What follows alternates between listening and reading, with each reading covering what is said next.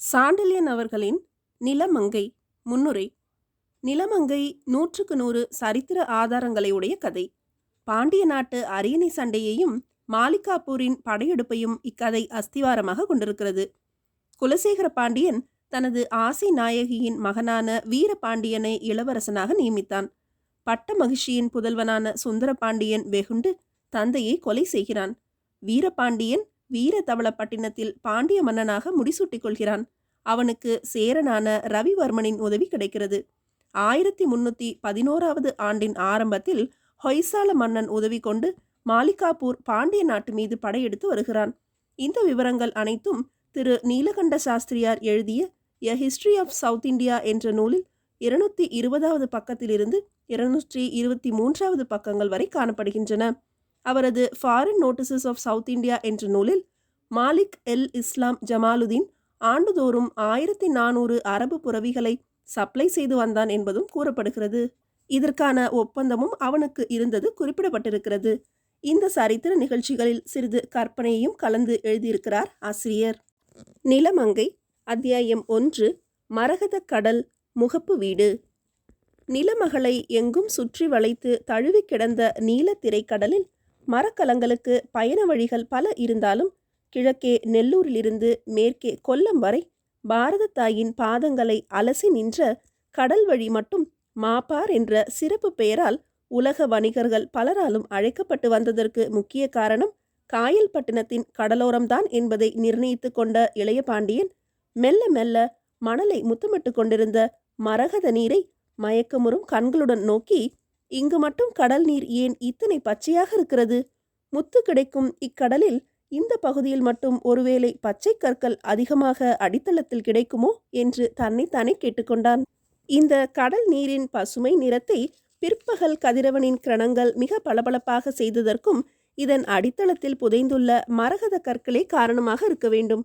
வேறு எந்த இடத்தில் இத்தனை ஜாஜ்வல்யமாக கடல் நீரை இவனால் உருவாக்க முடிகிறது என்று கூறி ஏதோ பைத்தியம் பிடித்தவன் போல கண்களை நீரில் நாட்டிக் கொண்டிருந்தாலும் வலது கையை மட்டும் மேலே உயர்த்தி பின்னால் வானத்தில் இருந்த ஆதவனை சுட்டி காட்டினான். காயல் கடலின் இந்த சிறப்பை முன்னிட்டுதான் உலக வணிகர்கள் பலரும் இந்த துறைமுகத்தில் வந்து குவிகிறார்கள். இதுவே உலகத்திற்குள் விளைந்திருக்கும் இன்னொரு உலகம் என்று தலையை மகிழ்ச்சியுடன் ஆட்டிவிட்டு தன் நினைப்புக்கு ஆதரவு தேடும் பாவனையில் கண்களை கடலோரத்திலிருந்து விடுவித்து கொண்டு கடலின் தொலைப்பகுதியை நோக்கினான். அவனது நினைப்புக்கு ஆதரவு தருவன போல சாட்சி கூறுவன போலும் பல நாட்டு மரக்கலங்களும் எட்ட கடலில் நின்று கொண்டதன்றி சீனம், அரபு, பாரசீகம், யவனம் ஆகிய நாடுகளின் கப்பல்கள் தங்கள் பலதரப்பட்ட கொடிகளை காற்றில் ஆடவிட்டும் தங்கள் அழகிய முகப்புகளை அவனை நோக்கி சிறிது குனிந்து குனிந்து எழுப்பியும் காயல் துறைமுகத்துக்கு இணையற்ற சோபையை கொடுத்து கொண்டிருந்தன என்றால் அந்த மரக்கலங்களிலிருந்து பல வகை வணிகப் பொருட்களை ஏற்றிக்கொண்டு தரையை நோக்கி ஊர்ந்து வந்த பெரும் படகுகள் அதன் வளப்பத்தை அதிகப்படுத்த வரும் அயல்நாட்டு தூதர்களைப் போல காட்சியளித்து காயலின் அழகை பல மடங்கு அதிகப்படுத்தி காட்டின. அந்த படகுகளை துழாவி வந்த கடலோடிகளின் துடுப்புகள் ஏக காலத்தில் எழுப்பிய சர் சர் என்ற ஓசை கடலின் அலை ஓசையை கூட அடக்க முடியும் என்றாலும் அதற்கு இடைஞ்சலாக இருந்தன.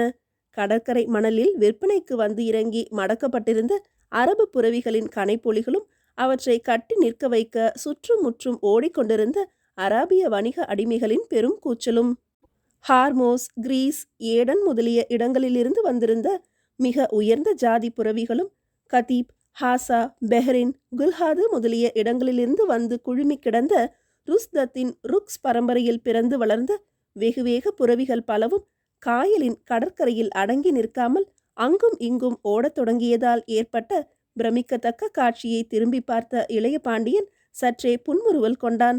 அந்த புரவிகளில் 1-2 அவனை இடித்து கொண்டு ஓடியும் 1-2 அவனை ஆசையுடன் நோக்கிய மரகத கடலின் நீரிலும் காலை வைத்து குழப்பியும் கூட அவன் முறுவல் சிறிதும் குறையாமல் விரிந்து முகத்தில் அதிக மகிழ்ச்சியையே காட்டியது. காயலின் மரகத அலைகளுக்கு அடுத்தபடியாக அவன் நேசித்தது அந்த புரவிகளைத்தான். அன்று கிட்டத்தட்ட 4 பெரும் மரக்கலங்கள் புரவிகளை கொண்டு வந்து இறக்கியிருந்ததால் துறைமுகம் முழுவதும் புரவிகளாலேயே நிரப்பப்பட்டிருந்ததன் விளைவாக மற்ற வணிகப் பொருட்களை சீன அடிமைகளும் அராபியர்களின் நீக்ரோ அடிமைகளும் மூட்டைகளில் சுமந்து கொண்டு பட்டினத்தின் உட்புற அங்காடியை நோக்கி விரைந்து கொண்டிருந்தாலும் இளைய பாண்டியன் அந்த வணிக மூட்டைகளின் மீது சிறிதும் கண்களை செலுத்தாமல் புரவிகள் ஓடி ஓடி அமர்க்களம் செய்து திமிரி திமிலோகம் செய்து கொண்டிருந்த இடத்தின் அருகிலேயே நின்று கொண்டிருந்தான். அந்த புரவிகளை விற்க வந்த வணிகரும் வாங்க வந்த அரண்மனை காவலரும் செய்த பேர கூச்சல் கூட இளைய பாண்டியன் செவிகளுக்கு மிக இன்பத்தை விளைவித்தது. அந்த இன்ப நிலையின் விளைவாக இளைய பாண்டியன் அந்த புரவிகளின் கூட்டத்தினூடே நுழைந்து சென்றான். சில புரவிகள் அவனை இடித்தன, சில கடிக்க முயன்றன, இன்னும் சில குழம்புகளை தூக்கி அவனை உதைக்க முற்பட்டன. ஆனால் இளவரசன் அவைகள் அனைத்தையும் சமாளித்து கொண்டு புரவி கூட்டத்துக்குள் சென்றான். இடித்த புரவிகளை ஒரு கையால் அலட்சியமாக தள்ளினான். கடிக்க வந்த புரவிகளின் மூக்கு துவாரங்களை இன்னொரு கையால் இறுக்கி பிடித்து பற்களை மூடி அடக்கினான். உதைக்க வந்தவற்றிலிருந்து தப்பி அவற்றின் முதுகில் அறைந்தான். இத்தனை சேஷ்டைகளுடன் நகைக்கவும் செய்தான். சில புரவிகளை கழுத்தில் தன் கைகளால் சுற்றி வளைத்து தழுவவும் செய்தான். இத்தனைக்கும் அவன் அதிகப்படியாக உடையேதும் அணியவில்லை. அராபியர்களைப் போல சாராயை மட்டும் அணிந்திருந்ததால் அந்த வாலிபனின் உடலின் மேற்பகுதி திறந்தே கிடந்தது. திறந்து கிடந்த மார்பு விசாலமாகவும் திண்ணிய தசைகளுடனும் இரும்பென காட்சியளித்தது. அதில் வளர்ந்திருந்த கருத்த ரோமங்களிடையே ஆடிய பெரும் மரகத கல் ஒன்று தாங்கியிருந்த பொற்சங்கிலி ஒன்றும் அவன் கழுத்தை சுற்றி ஓடியிருந்தது. இரும்பென நீண்ட மெல்லிய கரங்கள், அவன் ஆட்டி நடந்த முறை, தோள்களால் புரவிகளை தட்டி தள்ளிய அலட்சியம் எல்லாமே அவன் அஸ்வ சாஸ்திரத்தை நன்கு அறிந்தவன் என்பதை மட்டுமின்றி அவன் உடலின் உறுதிக்கும் வலுவுக்கும் சான்று கூறின. அவன் விசால வதனத்தில் தலையிலிருந்து தொங்கிய ஓரிரு சுருட்டை மயிர்கள் அந்த வதனத்துக்கு தனி அழகை கொடுத்தன. அவன் கண்களிலும் ஏதோ ஒரு தனிப்பட்ட வசியம் இருக்க வேண்டும். இல்லையேல் சில புரவிகள் அவன் கண்களை சந்தித்ததும் தலையை ஆட்டுவானேன்? அவன் முத்தமிட தங்கள் முகத்தைத்தான் உயர்த்துவானேன்? உயர தூக்கிய புரவிகளின் முகங்களை அவனும் முத்தமிட்டான். அந்த புரவிகளும் பதிலுக்கு அவன் தோளிலும் முதுகிலும் தங்கள் கழுத்துக்களை வைத்து உராய்ந்தன. அப்பொழுது வைகாசி திங்களாதலாலும் கதிரவன் மறையும் நேரம் கூட அணுகாததாலும் அவன் உடம்பைப் போலவே புரவிகளின் உடல்களிலும் வியர்வை ஓடிக்கொண்டிருந்தபடியால் அவற்றின் வியர்வையும் அவன் உடலில் பட்டது என்றாலும் அது கூட அவனுக்கு பேரின்பத்தையே அளித்தது. நந்தவனத்து புஷ்பங்களில் கூட இந்த சுகந்தம் ஏது என்று அந்த ஜாதி புரவிகளின் வியர்வையை கூட அவன் ரசித்தான். இப்படி புரவிகளை ரசித்து கொண்டே அவற்றின் ஊடே சென்ற இளைய பாண்டியனை அரபு நாட்டு காசாரிகள் பெருமையுடனும் பிரமிப்புடனும் பார்த்தனர். இப்படி ஒருவன் பாண்டி நாட்டிலிருக்க ஆண்டுதோறும் இங்கு ஏன் புரவிகள் பெருமளவில் மாண்டு போகின்றன என்று அவர்களில் சிலர் ஒருவருக்கு ஒருவர் வினவிக் கொண்டார்களே ஒழிய விடை காணாமல் தவித்தனர். அவர்கள் தவிப்பை பற்றி லட்சியம் செய்யாமல் வந்த அராபியன் ஒருவன் அந்த காசாரிகள் கூட்டத்தை விலக்கிக் கொண்டு இரு கைகளையும் உயர தூக்கி இருமுறை தட்டவே இளைய பாண்டியன் சட்டென்று அத்திசையை நோக்கி திரும்பினான். திரும்பியவன் முகத்தில் எல்லையற்ற வியப்பு துளங்கியது. எப்பொழுது வந்தாய் நீ என்று அராபிய மொழியிலேயே புரவிகளின் நடுவிலிருந்து கூச்சலிட்ட இளைய பாண்டியன் குரலிலும் வியப்பு பெரிதாக ஒலித்தது. அந்த அராபியன் கைத்தட்டியதும் காசாரிகள் துரிதமாக விலகி அவனுக்கு இடம் விட்டதன்றி அந்த அராபியனை நோக்கி தலை தாழ்த்தி வணங்கவும் செய்தனர். அவர்கள் வணக்கத்தை தலையசைப்பினாலே ஏற்றுக்கொண்ட அந்த அரபு வணிகன் இளைய பாண்டியன் வருகைக்காக புரவி கூட்டத்தின் எல்லையில் காத்து நின்றான். இளைய பாண்டியனும் ஏதோ காணாத விருந்தாளியை கண்டுவிட்டவன் போல வெகு துரிதமாக புரவிகளை விலக்கி கொண்டு அந்த அரபு வணிகன் இருக்கும் இடத்தை அடைந்து, எப்பொழுது வந்தாய் ஜமாலுதீன் என்று வினவினான். வணிகன் பேசுவதற்கு இடம் கொடுக்காமல். இளைய பாண்டியனை விட உயரமாய் 6 அடிக்கு குறையாமல் பெரும் உடல் முழுவதும் மூட காட்சியளித்த அந்த அரபு வாணிகன் இளைய பாண்டியன் கைகளை இறுக பிடித்து கொண்டு நேற்று வந்தேன் என்றான். பின்னர் ஏன் அரண்மனைக்கு வரவில்லை என்று வினவினான் இளைய பாண்டியன். வருவதில் ஒரு கஷ்டம் இருக்கிறது என்றான் ஜமாலுதீன் பயம் கலந்த கண்களுடன். என்ன கஷ்டம்? ஒரு பரிசு கொண்டு வந்திருக்கிறேன். அதனால் அரண்மனைக்கு கொண்டு வந்தால் எல்லோரும் கேட்பார்கள். அந்த பரிசு யாருக்கு? யாருடன் இப்பொழுது பேசிக்கொண்டிருக்கிறேனோ அவருக்கு. எனக்கா? ஆம். என்ன விலை அது? விலையற்றது. இளைய பாண்டியன் ஜமாலுதீனை உற்று நோக்கினான். விலையற்றது ஆனால் நான் எப்படி வாங்க முடியும் என்று வினவினான் சந்தேகத்துடன். பரிசுக்கு விலையுண்டா? கிடையாது. நட்புக்கு விலையுண்டா? கிடையாது. அப்படி இருக்க விலையை பற்றி என்ன பேச்சு? இன்று இரவு வந்து அதை பெற்றுக்கொள்ளுங்கள். இதை கூறிய அந்த அரபு வணிகன் திரும்பி போக துவங்கினான். திரும்பியவன் என்ன காரணத்தாலோ சரையிலென்று நின்று, நான் இருக்குமிடம் தெரியுமல்லவா என்று வினவினான். இளைய பாண்டியன் சற்று இறைந்தே நகைத்தான். ஜமாலுதீன், நீதான் ஆண்டுதோறும் வருகிறாயே, உனக்கு தான் தங்க தனி மாளிகை கொடுத்திருக்கிறோமே என்றும் கூறினான் நகைப்பினோடே. அந்த இடத்தில் இன்று இரவு இருக்க மாட்டேன் நான் என்ற ஜமாலுதீன் அக்கம் பக்கம் பார்த்து பிறகு கூறினான், காயலின் 3வது வீதியின் வடக்கு முகப்பில் ஒரு வீடு இருக்கிறது என்றான் ரகசியமாக. ஆம் அது என்று ஆரம்பித்த இளைய பாண்டியனை பெயர் சொல்ல வேண்டாம் என்று எச்சரித்தான் ஜமாலுதீன். பெயரை சொல்லவில்லை இளைய பாண்டியன். ஆனால் மறுத்து மட்டும் கேட்டான், நான் அங்கு எப்படி வர முடியும் என்று.